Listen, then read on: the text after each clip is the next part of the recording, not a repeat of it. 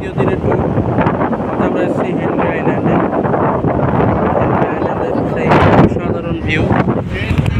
এখানে সমুদ্র অত্যন্ত উত্তাল এবং এই যে সৈকতটা দেখতে পাচ্ছেন, এখানে কাউকে নামতে দেওয়া হয় না। তার কারণ হলো এখানে চোরাবালির একটা সতর্কীকরণ দেওয়া আছে, চোরাবালি থাকতে পারে।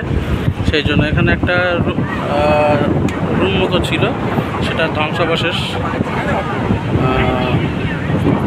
চারিদিকে লোক সকালবেলায় এসে হাজির। অসাধারণ একটা দৃশ্য, সুন্দর একটা জায়গা। হেনরি আইল্যান্ড সত্যিই অসাধারণ জায়গা, অসাধারণ।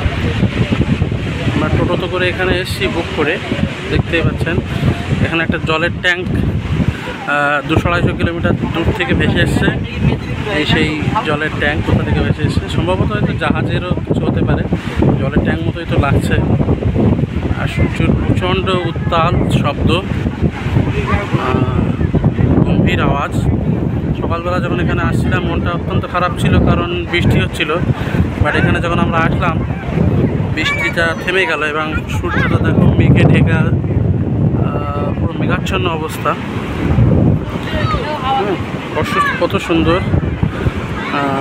মনে হচ্ছে সমুদ্রের ঢেউ আমাদের এখান থেকে, মানে আমার মাথার উপর দিয়ে যাবে যদি ওই ঢেউটা এই পর্যন্ত আসে। হ্যাঁ, তারপরেও আমরা ওই ঢেউয়ের ওই সাইডে কিছু দেখতে পাচ্ছি না, তার কারণ ওদিকে দেখার মতো ঢেউটা ওর সামনে অত্যন্ত উঁচু, কিন্তু এই পর্যন্ত আসছে না। আর চারিদিকে ম্যানগ্রোভ অরণ্য, গোলপাতা আছে, আর বিভিন্ন গাছ আছে। আর আমরা ফ্যামিলিতে 5 জন এসেছি, 5 জন। বন্ধুবান্ধব এসছে 3 জন। এটা হচ্ছে নাম রাজীব। হ্যাঁ, এটা হলো কামাল অ্যান্ড নাফিসা, আরও আছে। ওই একজন আছে, অত্যন্ত দূরে গিয়েছে। এখানে টোটালি নামতে দেওয়া হয় না চোরাবালির জন্য। আর প্রচণ্ড হাওয়া, পোশাক পরিচ্ছদ সব উড়ে যাচ্ছে।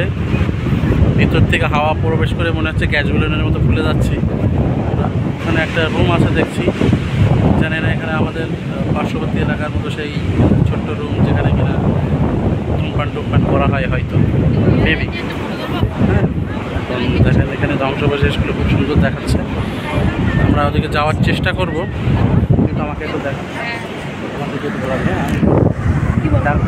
আমার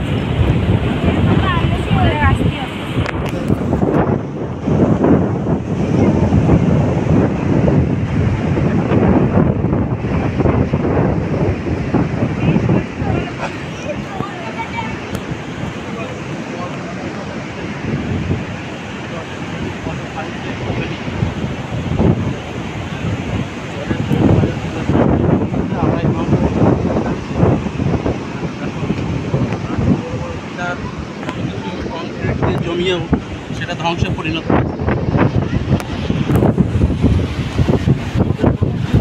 আমরা মূল বকখালির